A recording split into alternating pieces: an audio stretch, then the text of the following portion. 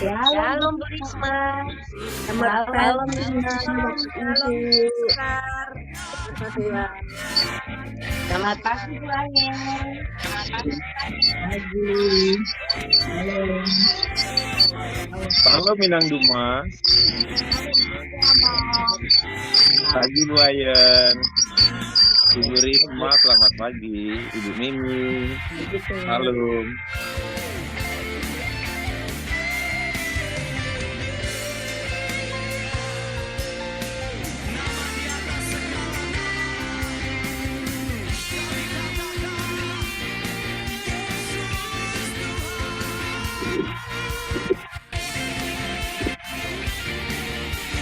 Ing.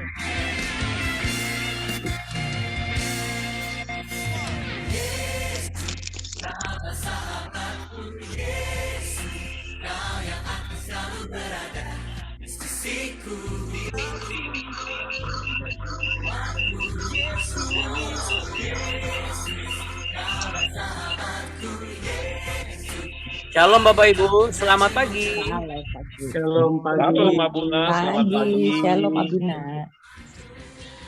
Bagaimana kabar Bapak Ibu semuanya? Sehat? Puji Tuhan. Puji Tuhan, sehat Abuna. Sehat, Abuna.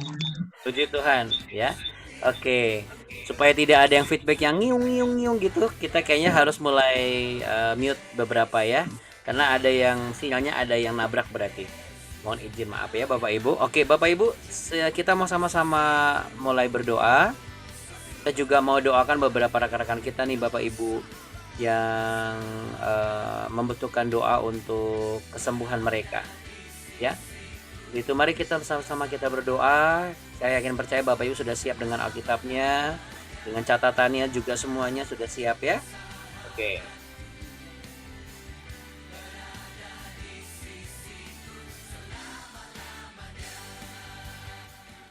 Baik, Bapak Ibu sekalian, kita satu di dalam doa ya, Bapak Ibu yang terkasih. Haleluya, Bapak, terima kasih.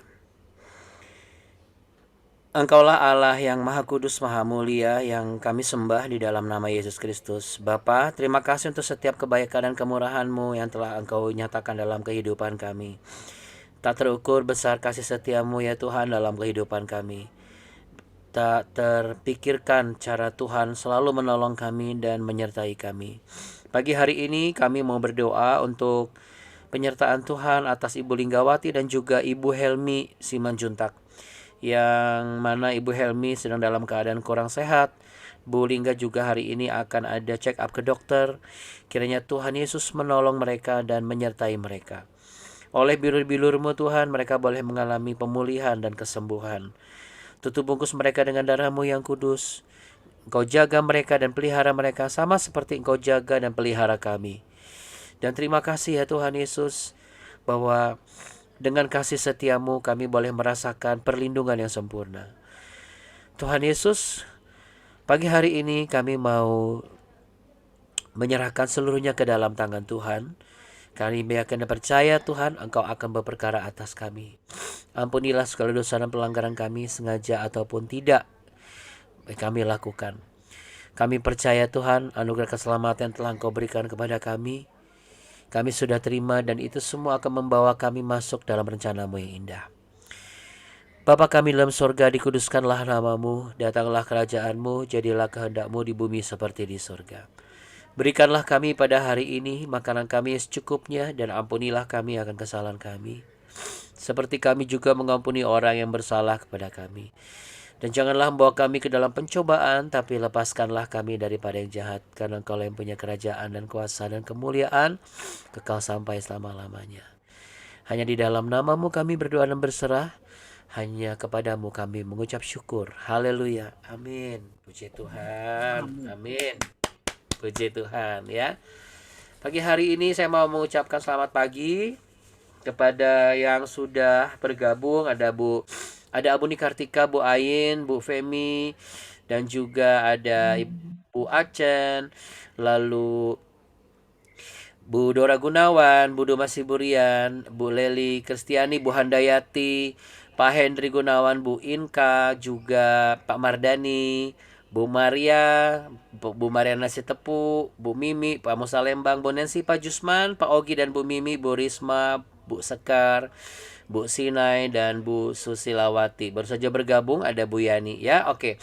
Baik Bapak Ibu sekalian, kita mau sama-sama menaikkan pujian kepada Tuhan Yesus yang telah memberkati Bapak Ibu, saya yakin dan percaya, yang telah menjaga Bapak Ibu dan juga saya.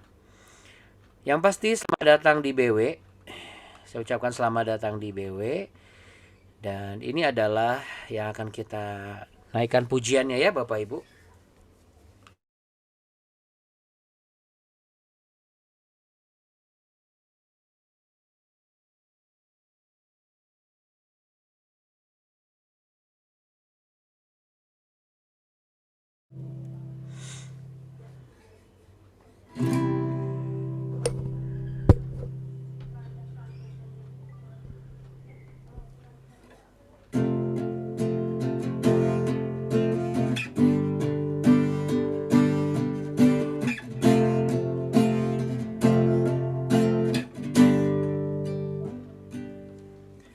Tuhan, kasih-Mu sungguhlah mempesona diriku.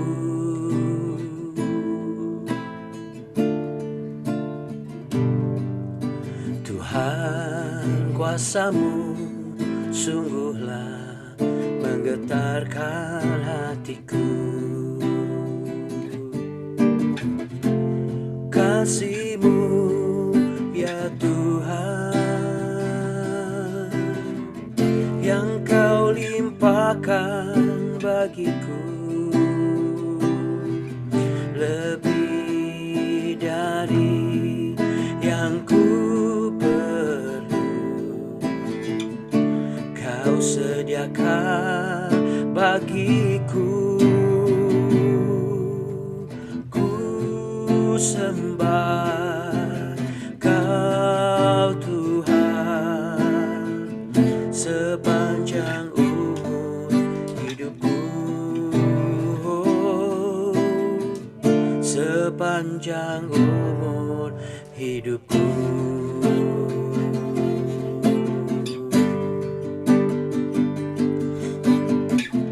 Haleluya Tuhan Yesus. Tuhan, kasih-Mu sungguhlah mempesona diriku. Ya Tuhan, Tuhan, kuasa-Mu sungguhlah menggetarkan hatiku.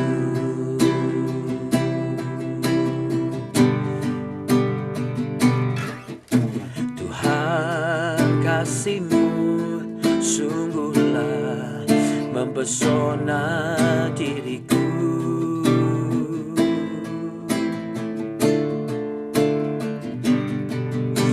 Tuhan, kuasa-Mu sungguhlah menggetarkan hatiku. Kasih-Mu ya Tuhan, yang Kau limpahkan bagiku, lebih dari yang ku perlu. Kau sediakan bagiku. Ku sembah Kau Tuhan sepanjang umur hidupku, sepanjang umur hidupku. Kasih-Mu ya Tuhan, yang Kau limpahkan bagiku, lebih dari yang ku perlu. Kau sediakan bagiku. Boleh sambil angkat tangan sama-sama Bapak Ibu. Katakan, ku sembah Kau Tuhan sepanjang umur hidupku, oh, sepanjang umur hidupku, sepanjang umur hidupku.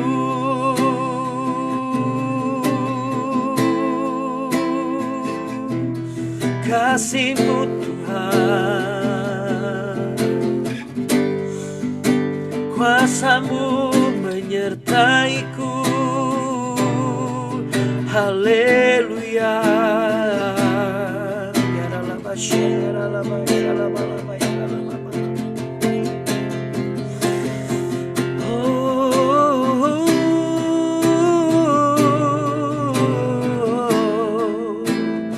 Kami percaya ada mujizat yang kami alami terjadi.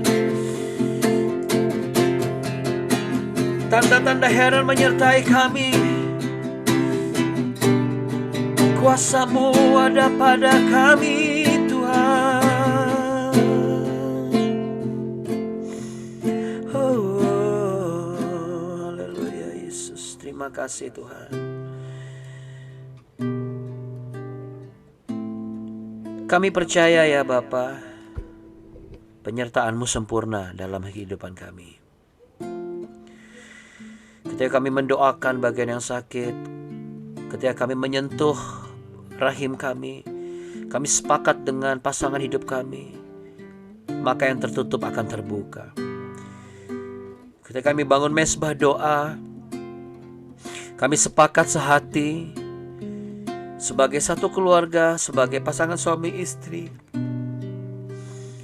maka lumbung-lumbung pemeliharaan kami tidak akan Kau biarkan kosong.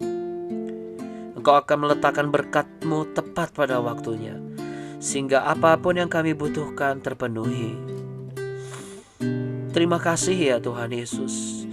Namun di atas segala yang kami butuhkan, Engkaulah yang paling kami butuhkan. Karena tanpa-Mu kami tidak akan mendapatkan anugerah keselamatan. Di dalam nama Tuhan Yesus Kristus. Haleluya.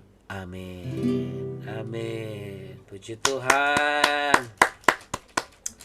Oke, Bapak Ibu sekalian yang terkasih dan mengasihi Tuhan Yesus Kristus.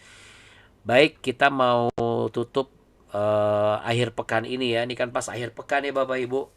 Kita tutup dengan pas banget lanjutan dari 2 Samuel kemarin ya. Mari kita sama-sama buka Alkitabnya.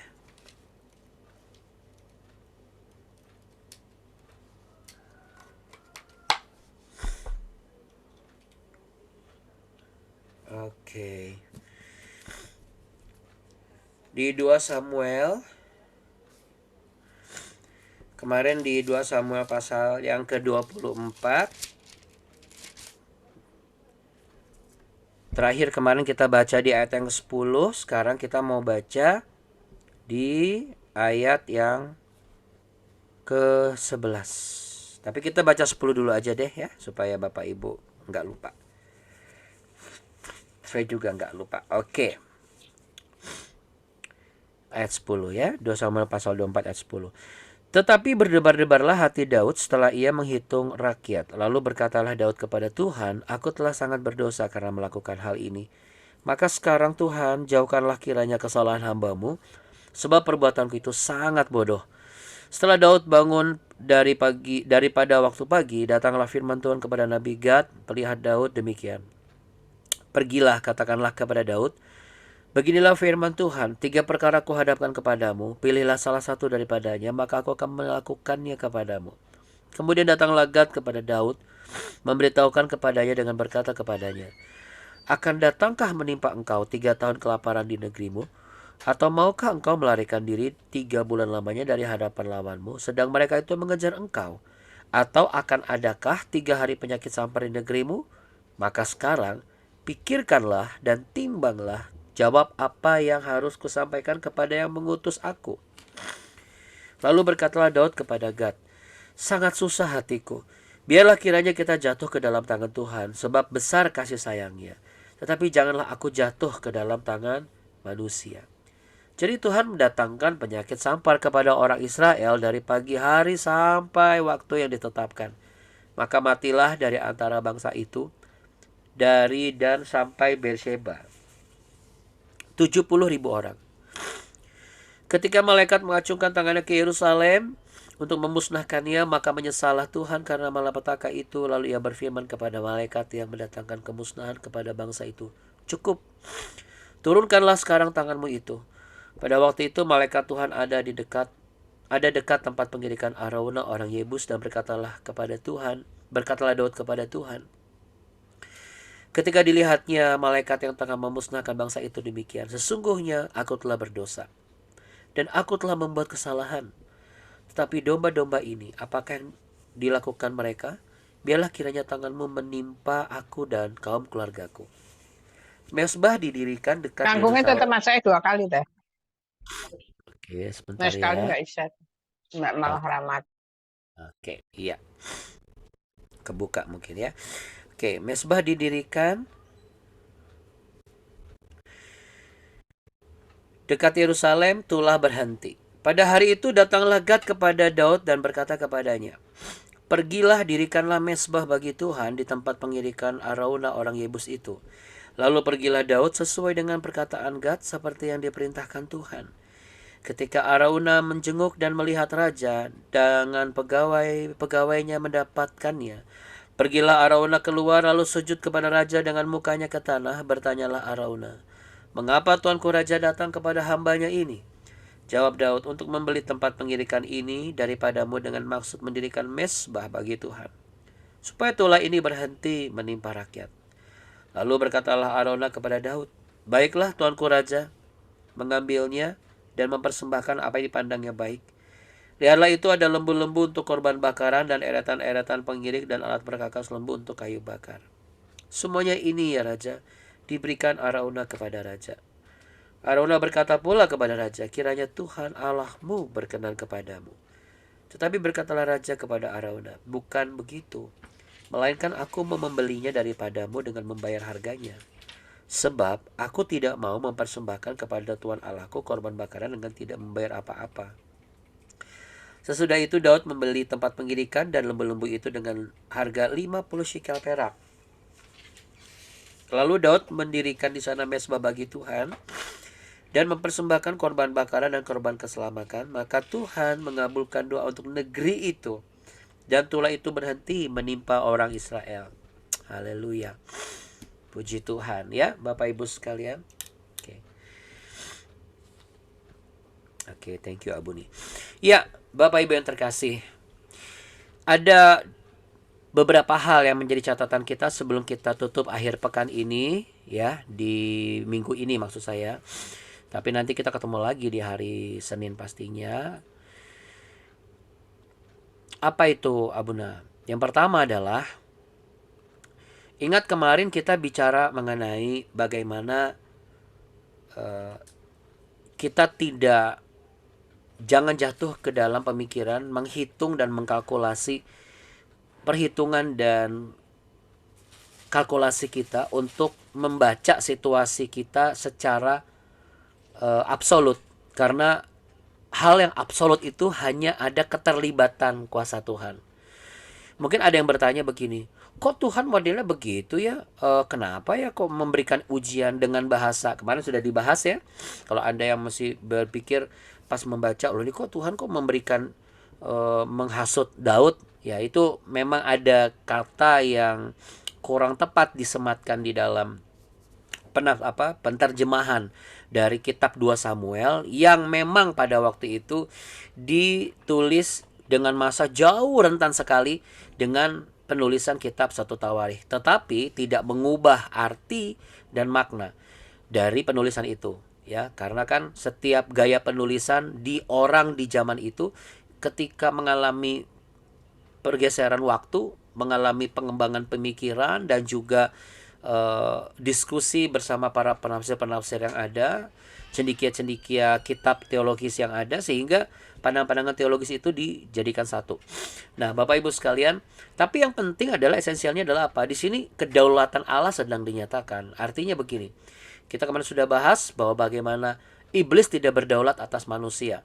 Tapi iblis memang diberikan ruang dan hak untuk dijadikan sebagai media menguji saudara dan saya. Di dalam diri kita ada ruang-ruang kata hati. Ya, kata hati itu yang bicara sebelum kita bertindak, sebelum kita mengambil keputusan dan melakukan sesuatu. Bener nggak ya ini? Nah, gitu. Atau, aduh, kira-kira gimana ya? Yang mungkin dikatakan hati nurani ya, Abuna. Hati nurani adalah bagian dari ruang di hati kita itu. Jadi keseluruhan pasal ini tuh mengingatkan saudara dan saya pentingnya untuk mengenal pribadi kita sendiri, yang disebut sebagai self-awareness atau kepekaan terhadap diri sendiri.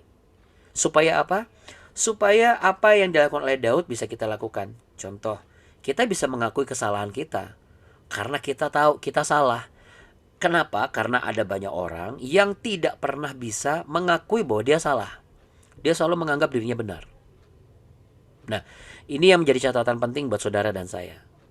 Kita mau hebat dalam pelayanan, kita mau hebat dalam pengalaman, kita mau hebat dalam pekerjaan. Tetapi kalau kita tidak memiliki self-awareness atau kepekaan pengenalan akan diri sendiri, maka itu percuma. Yang ada kita hanya meninggalkan sakit hati terus di hadapan ketika ketemu sama orang. Karena kita selalu menganggap kita benar, orang lain salah. Kita selalu menganggap saya yang paling benar, orang lain tidak pernah benarnya gitu.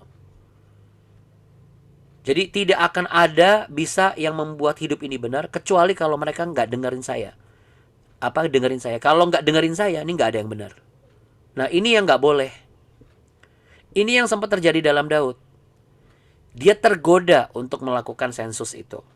Yang saya metaforakan sensus sebagai menghitung dan mengkalkulasi kekuatan harta, benda kita, kekuatan warisan kita. Apa sih dampaknya? Dampaknya nanti kita jadi khawatir. Sedangkan firman Tuhan kan berkata, Tuhan Yesus berkata, janganlah engkau khawatir akan hal apapun juga. Kesusahan sehari cukuplah untuk sehari. Bukan berarti kita jadi orang yang menghabiskan harta dalam sehari, lalu besok kita nggak mikir lagi. Bukan begitu. Itu ngambek namanya. Tetapi Bapak Ibu, kita jangan sampai terjebak oleh pemikiran kita sendiri dan perhitungan kita sendiri. Makanya selain secara tradisi Yahudi ketika melakukan sensus, memisahkan antara mana yang sudah punya pengalaman perang, mana yang enggak, itu merupakan dosa karena itu menunjukkan ketidakberserahan kepada Allah yang sudah memberikan kemenangan. Disebut dengan dosa. Tetapi juga itu membuat kepemimpinan seseorang menjadi tidak absolut sebagai teladan. Iya dong. Karena kan ketika kita menjadi pemimpin kan keabsolutannya bukan pada saat memutuskan sesuatu. Sebagai orang tua, keputusannya apa, pemikirannya apa, enggak. Tapi bisa enggak dilihat, masih ada enggak keteladanannya. Dan itu berlaku sampai nanti kita dipanggil Tuhan, Bapak Ibu. Makanya untuk kita bisa memerangi diri kita sendiri saja itu butuh pergumulan yang luar biasa, butuh effort yang luar biasa, butuh usaha yang luar biasa. Untuk memastikan bahwa apa? Dengan saya mengenal diri saya sendiri seperti apa, saya tahu kekurangan saya itu di mana. Tujuannya adalah ketika saya tahu kekurangan saya di mana, saya bisa menjadikan diri saya sebagai teladan buat pasangan hidup saya, buat anak-anak saya, buat cucu saya. Dan saya pun bisa mempertanggungjawabkan kualitas kehidupan saya di hadapan Tuhan dan juga sesama orang percaya. Gitu. Karena apa? Karena banyak orang yang tidak menyadari ini sehingga ketika ada penyakit, ketika ada malapetaka, ketika ada persoalan, fokusnya adalah kepada persoalannya, kepada penyakitnya, kepada kesulitannya. Abuna, namanya hidup pasti begitulah. Bapak Ibu, ada hal yang sangat luar biasa menurut saya. Di ayat yang ke-18 sampai ayat yang ke-25 itu bicara mengenai tahapan berikutnya. Jadi kita itu hidup harus seperti itu. Nih plan A-nya lagi kena masalah, lagi kena persoalan. Jangan berkutat di plan A terus nih, kita masuk ke plan B. Plan B-nya juga pas lagi kena masalah. Ya udah, nih plan A sama plan B kita serahkan sama Tuhan, kita masuk ke plan C. Tapi plan C ini adalah tindakan yang berbeda dengan plan A dan plan B. Sebuah langkah yang berani. Apa itu? Dia berani membayar harga karena dia tahu betul bahwa selama ini dia belum pernah membayar sesuatu untuk pekerjaan Tuhan. Di sini Daud, kalau kita metaforakan di zaman sekarang, adalah ketika kita atau Bapak Ibu nih sudah mencapai level tertentu, sudah mencapai kenyamanan di tingkat keberhasilan tertentu, ya, dengan ketersediaan materi yang lebih dari cukup,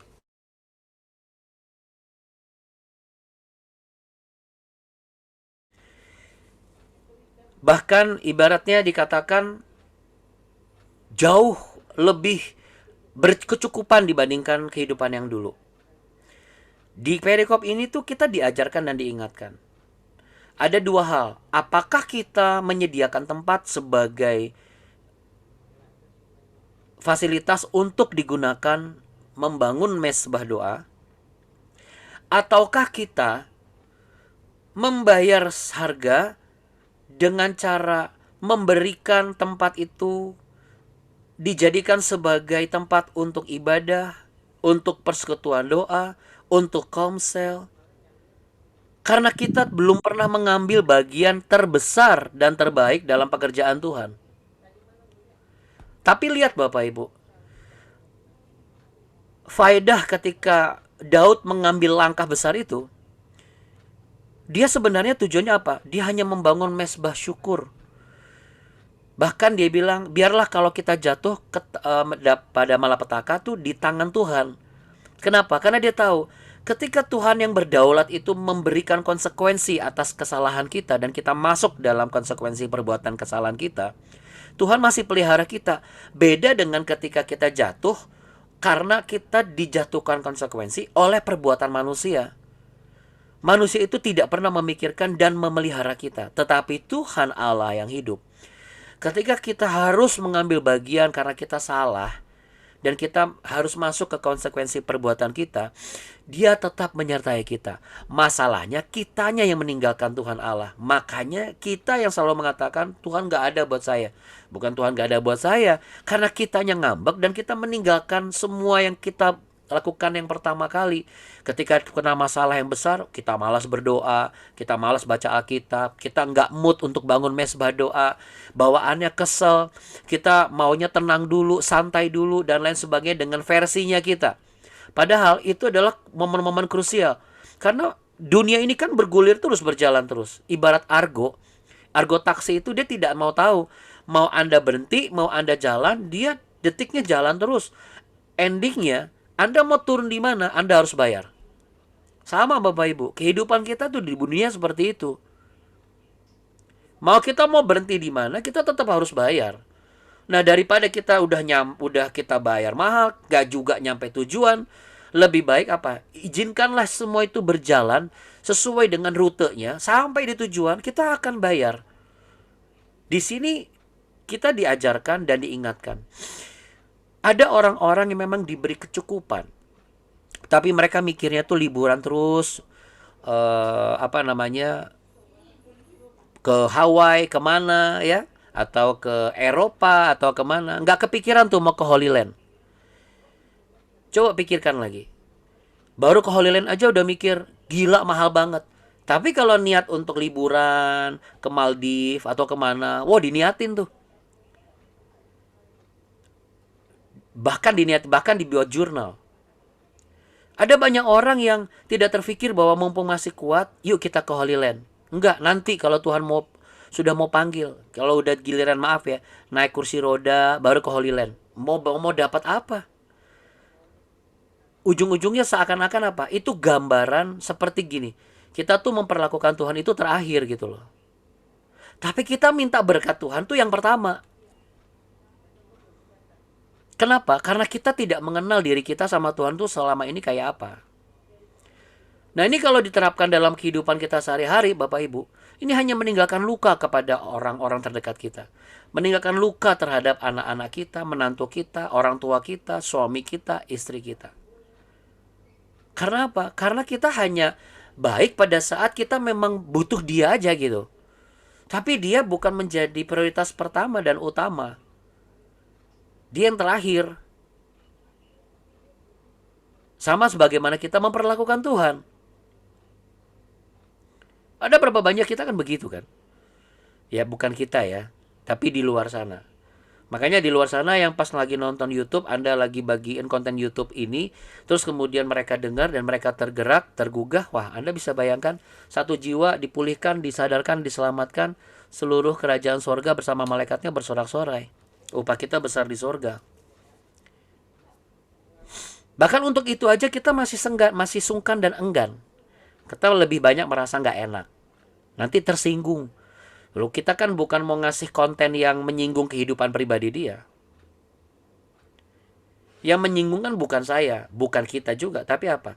Karena Tuhan mengasihi orang itu. Anda bisa bayangkan ketika Anda diberi sematkan satu di hati, bahwa kasih ke anakmu, kasih ke adikmu, kasih ke menantumu, kasih ke itokmu, kasih ke tulangmu, atau ke segala macam. Terus kita gini, aduh, nggak enak. Ntar aja deh. Sudah dikasih kerinduan, tapi ntar aja deh. Terus tiba-tiba orangnya dipanggil Tuhan. Begitu orang dipanggil Tuhan, padahal Tuhan ngasih kesempatan buat kita, buat dia, ketika kita boleh kasih link ini, lalu dia tanpa niat, dia dengar, tapi satu ketika Tuhan jamah hatinya dan dia dipulihkan. Sebelum dia dipanggil Tuhan, Anda bisa bayangkan, kalau itu tidak kita lakukan, kita tuh hutang darah sama orang itu. Nanti ketika kita di akhirat, kita ditagih, kenapa kamu nggak lakukan itu? Kalau kamu lakukan itu, dia ini selamat sebenarnya. Tapi karena kamu tidak lakukan itu, dia tidak tahu kebenaran dan tidak tahu keselamatan, dia tidak kembali kepadaku. Maka ini harus kau tanggung. Itu ada di Yehezkiel. Jadi ada banyak hal yang tidak pernah kita pikirkan kan. Kenapa? Karena kita selalu fokus dengan kapan nih Tuhan jawab doa saya, kapan nih Tuhan berkati saya. Jadi kita tidak mengenal seperti apa sih pribadi saya ini selama ini dengan Tuhan dan juga dengan sesama. Kalau Daud, dia mengenal banget dirinya seperti apa. Makanya dia ketika minta ampun, dia minta ampun banget sama Tuhan. Dan dia pun juga mengajak ke semua orang, ayo kita jangan sampai jatuh kepada malapetaka yang dibuat oleh manusia. Tapi kalau kita jatuh dalam murka, biar murka Tuhan. Kenapa? Begitu mengenalnya Daud akan pribadi Allah, dia bisa mengatakan begitu. Sedangkan kita kan kebanyakan gak gitu. Aduh jangan nanti Tuhan marah. Seakan-akan Tuhan tuh jahat banget sama kita. Tapi Daud, karena dia tuh kenal sekali diri dia, dan dia tahu bagaimana pengalaman dia bersama dengan Tuhan, sehingga ketika Tuhan marah sama dia pun, dia lebih memilih, lebih baik saya dalam murka Tuhan daripada saya jatuh dalam murka manusia. Ini luar biasa. Kenapa? Karena self-awareness-nya itu berfungsi dengan baik. Saya juga mau Abuna memiliki self-awareness itu.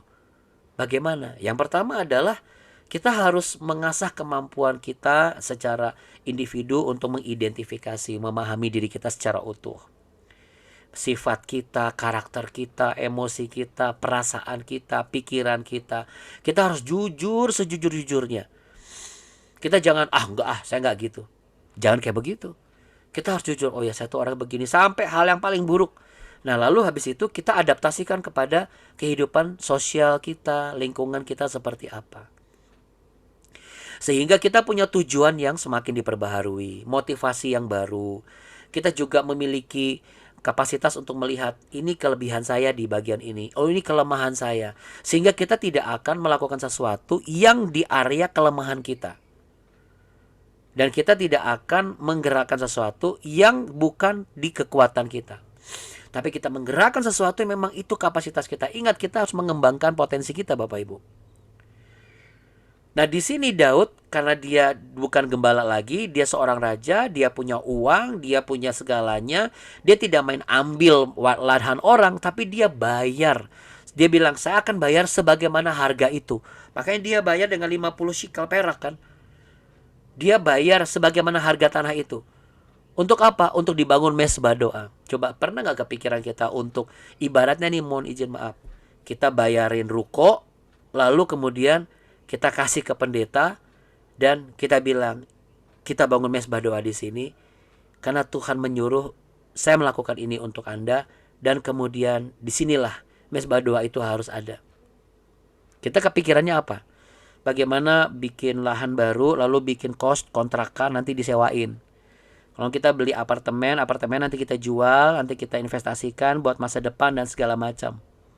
Kita nggak pernah kepikiran bagaimana kita bisa membangun gereja, bagaimana kita bisa membangun yayasan, kita ajak hamba Tuhan, atau misalnya kita membangun organisasi, atau apa. Di mana mesbah doa Tuhan itu benar-benar dibangun. Karena hari-hari ini ada banyak orang yang tidak membangun mesbah doa, tapi menggunakan mesbah doa untuk membangun bisnis dari mesbah doa itu. Tidak sedikit hari-hari ini seperti itu, yang menggunakan mesbah doa sebagai cara untuk membeli mobil baru, untuk mempunyai gedung baru, punya rumah baru, dan segala macam. Nanti ngomongnya adalah inilah cara Tuhan memelihara hidup kita. Ya, tapi kan caranya manusia itu. Kalau mau caranya Tuhan, ya caranya Tuhan lah. Bukan dengan metode pemikiran manusia, lalu jalurnya tuh jalur rohani gitu. Tapi untuk memenuhi kebutuhan jasmani dan tampil sebagai orang-orang di ring satu atau di kelas-kelas yang jet set gitu loh, dengan barang-barang yang bermerek gitu. Kecuali kalau dikasih orang, beda sama beli sendiri. Pasti beda lah. Karena kalau orang dikasih orang, sekalipun dia pakai barang bermerek, dia tetap humble. Dia tetap mau melayani. Dia tidak mau terpisah dari orang yang dilayani.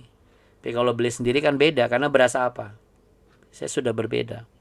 Daud tidak begitu. Kenapa? Dia memiliki kapasitas mengenal dirinya. Siapa pertama kali dia? Dia cuma gembala doang. Dia bukan siapa-siapa. Sedangkan sekarang ini banyak orang-orang yang ingin menjadikan dirinya seseorang supaya lebih dikenal orang, tetapi menggunakan jalur dalam tanda kutip rohani. Oh iya, saya belum kepikiran ya Abuna. Bener juga ya. Mungkin baru-baru ini.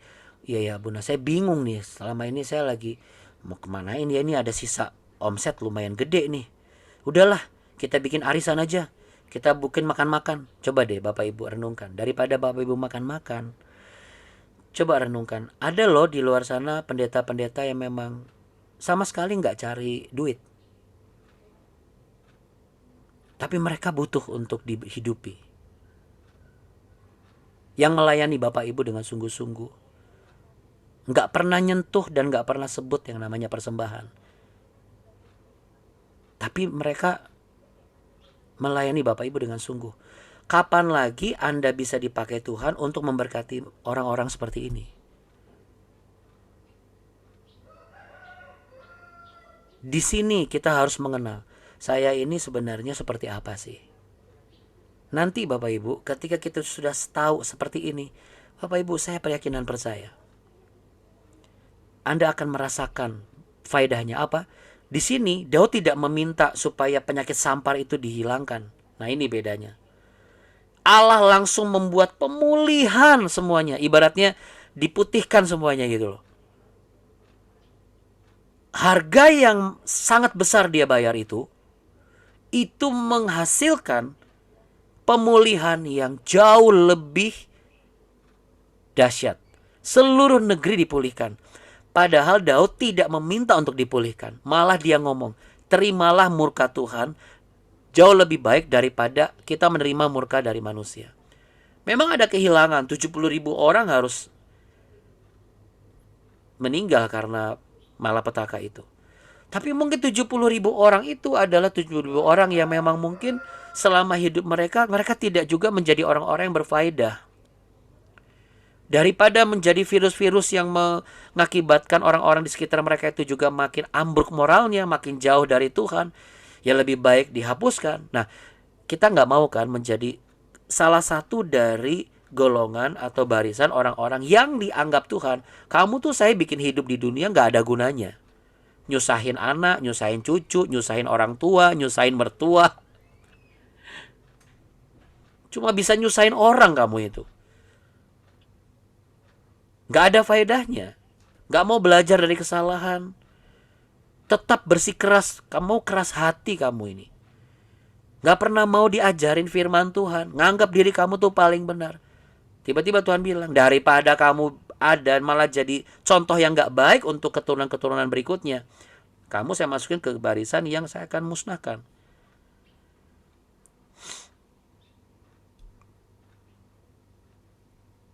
Bapak Ibu yang terkasih, kita juga bisa melihat bagaimana Allah memiliki rasa penyesalan. Dan Allah menyesal dia telah berbuat seperti itu. Mari kita juga harus mau melihat. Kalau kita melihat self-awareness kita ini berfungsi, pasti ada rasa penyesalan Bapak Ibu. Menyesal ketika saya sudah pernah mengatakan ini ke anak saya, ke suami saya, ke istri saya, ke mertua saya, ke menantu saya menyesal Tuhan. Kenapa banyak orang tidak mau menyesal? Karena mereka tidak punya self-awareness. Sehingga mereka pun untuk membayar harga mahal dan berkorban yang besar demi pekerjaan Tuhan pun mereka enggan. Karena apa? Karena menurut mereka ini bukan, sayang uangnya. Padahal Bapak Ibu, dari tangan Tuhanlah kita diberkati. Tapi untuk pekerjaan Tuhan, kita merasa mendingan buat liburan sendiri.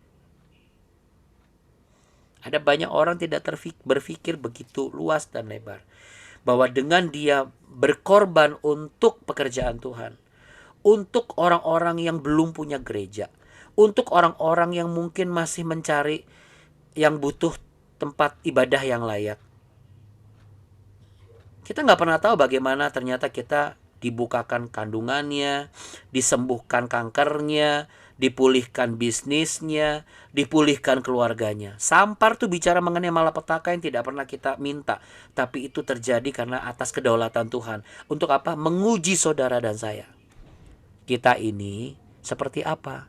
Mari taruh tangan di dada, pejamkan mata, dan biarlah Roh Kudus menyentuh hati saudara.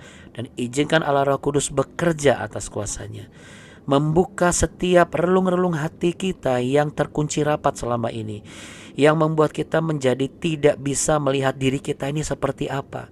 Kita begitu egois, kita tidak mau memikirkan kehidupan orang lain. Kita tidak mau terfikir dan memprioritaskan Tuhan sebagai hal yang paling penting dan utama.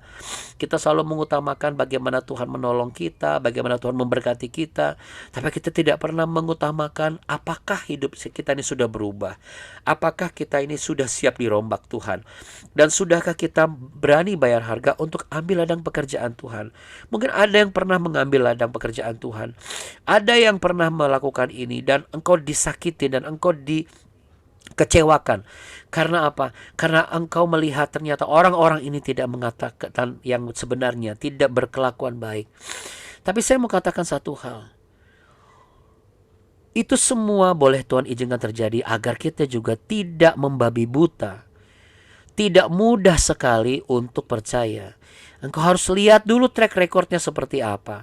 Engkau melihat bagaimana kenyataan hidupnya seperti apa. Barulah engkau melakukan sesuatu. Supaya engkau tidak menjadi pribadi-pribadi yang begitu menggampangkan. Ketika engkau punya sesuatu, engkau ambil korban di ladang pekerjaan Tuhan. Dan engkau menganggap bahwa engkau sudah melakukan yang terbaik. Padahal yang terbaik adalah bagaimana engkau melakukan pemetaan untuk dirimu sendiri. Kita harus punya self-awareness Bapak Ibu. Katakan sama-sama dengan saya.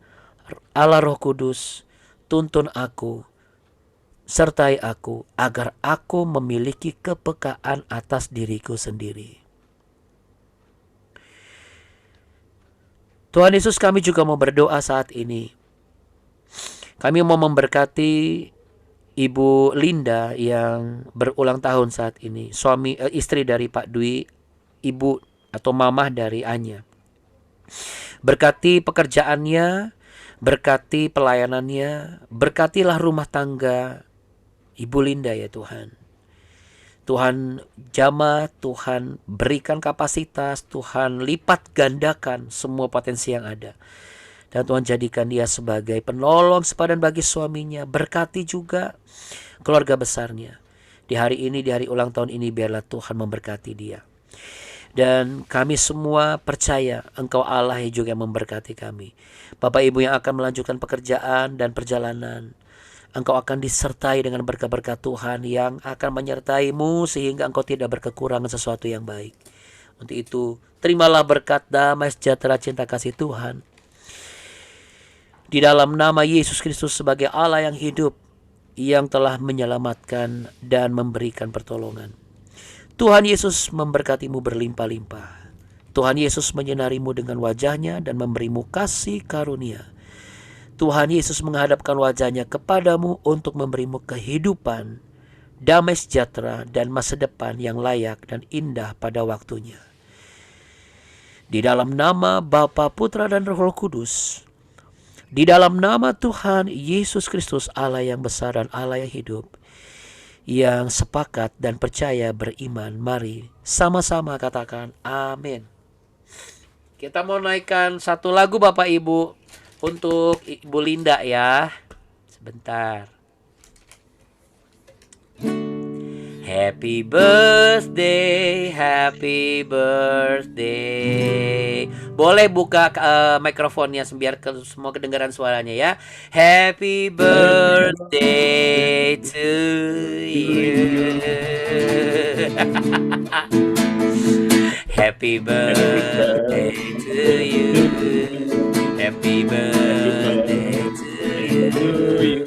Happy birthday, happy birthday, happy birthday to you. Halo Ibu Linda, Ibu Linda, Pak Dwi dan juga Anya. Nih Ibu Linda, saya akan pin ya. Ini ya, kita ucapkan selamat ulang tahun. Selamat ulang tahun. Selamat ulang tahun. Selamat ulang tahun. Bapak Ibu sekalian juga doa-doanya. Tuhan berkati selalu kita semua. Juga kasih ya. Halo Ibu Linda. Bu Handayati juga Tuhan berkati. Terima kasih ya. Ibu Handayati. Oh, Ibu Handayati juga ulang tahun ya? Iya. Happy birthday Ibu Handayati. Wah, bisa sama barengan ya. Ada lagi yang ulang tahun hari ini? Ada lagi selain Ibu Lindawati dan juga Ibu Handayati? Nggak ada? Kalau nggak ada, oke, kita mau doakan dulu sebelum kita berpisah satu dengan yang lain ya. Oke, sekali lagi karena kita nih ada ultah hari ini ya, puji Tuhan. Ibu Handayati dan Ibu Lindawati ultah hari ini di tanggal 14 Juni. Baik. Besok juga ada yang ulang tahun loh. Tapi kalau kita ucapkan sekarang katanya apa namanya ini pamali ya. Jadi besoklah kita lihat di grup ya. Oke. Mari kita satu dalam doa Bapak Ibu. Kita berdoa ya. Kita arahkan tangan kepada Ibu Linda dan juga Ibu Handayati. Abuni mau doa untuk Ibu Handayati dan Ibu Linda? Ya, Bunda. Silakan. Tuhan Yesus, terima kasih ya Bapak. Pagi yang indah ini kami bersyukur dan terima kasih Tuhan masih memberikan kami yang terbaik dari yang terbaik yang sudah Tuhan berikan. Tuhan boleh memberkati Ibu Handayati dan juga Ibu Linda, di mana Tuhan masih memberikan kasih karunia-Mu ya Bapa. Biarlah dua orang terkasih yang kami miliki dalam keluarga BW ini Tuhan. Tuhan boleh nyatakan kebaikan-Mu Tuhan, penyertaan-Mu dalam setiap kehidupan pribadi, baik kehidupan mereka dalam berkeluarga, dan diberkatilah setiap apa yang mereka miliki pada hari ini. Baik anak, baik suami, ataupun setiap orang-orang yang Tuhan masih berikan, yaitu keluarga mereka ya Bapa. Tuhan kuduskan dan ampuni dan segala pelanggaran dan dosa apa yang telah diperbuat. Tetapi Tuhan boleh memperbarui akal budi hikmat dan budi pekerti, dan Tuhan juga boleh menaikkan kerohanian mereka. Tuhan boleh menjawab setiap doa dan pergumulan mereka. Tuhan boleh menjawab dan menyertai setiap apapun yang dikerjakan oleh keluarga besar mereka. Berkati Tuhan Ibu sebagai seorang guru dan setiap proses untuk di mana dalam pendidikannya kiranya Tuhan memudahkan dan melancarkan dari awal dan hingga akhirnya. Tuhan boleh masa pekerjaannya. Tuhan juga boleh menyehatkan Anya dan juga Pak.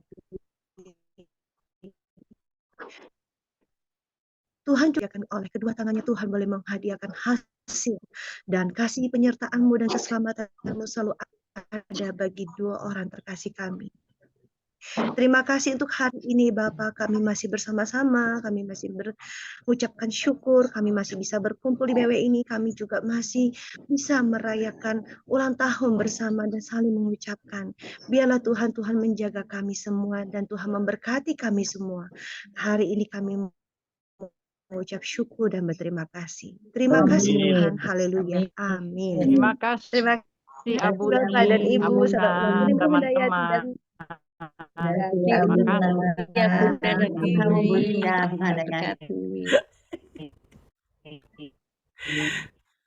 Oke deh, Terima Bapak kasih, Ibu. Terima kasih atas Tuhan waktunya, berkati ya. Bu. Terima kasih sudah memberikan semangat buat Ibu Linda dan juga Ibu Handayati. Buat Abu nih, terima kasih Mudah-mudahan banyak berkati. Terima sudah kasih. sudah mendoakan ya. Untuk Bapak Ibu semua, saya yakin dan percaya, tetap semangat ya Bapak Ibu. Jangan kasih kendor. Karena kita punya Tuhan yang apa? Yang Baik, baik, sangat baik, teramat baik, selalu baik, selamanya baik. Namanya Tuhan Yesus Tuhan. Kristus. Oke, ya. Kalau Anda yang mau datang di hari Minggu silakan di lantai 26 RAP ya. Dan kalau misalnya Bapak Ibu hari Senin jangan lupa kita sudah masuk ke perikop berikutnya. Ini akan semakin seru ya Bapak Ibu. Kalau ada yang mau mengajak silahkan ya. Pokoknya BW ini bukan hanya harus yang ke Holy Land sama kami ya, tapi juga yang belum, siapapun. Kalau ingat pesan Tuhan hari ini, kalau di hati Bapak Ibu diletakkan satu nama, Anda tergerak sekali membawa nama orang itu, ajak benar-benar, layani sungguh-sungguh, lihat bagaimana Tuhan akan memulihkan keadaanmu. Amin. Amin. Amin, amin. Oke, ya. Tuhan Yesus memberkati Bapak Ibu semua. Bye.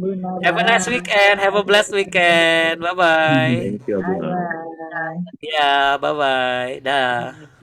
Ada. Kasih Abunda. Ya, Kasih dadah. Bunda dan Abu nih. Kami sign out ya. Dadah. Ah. Dah.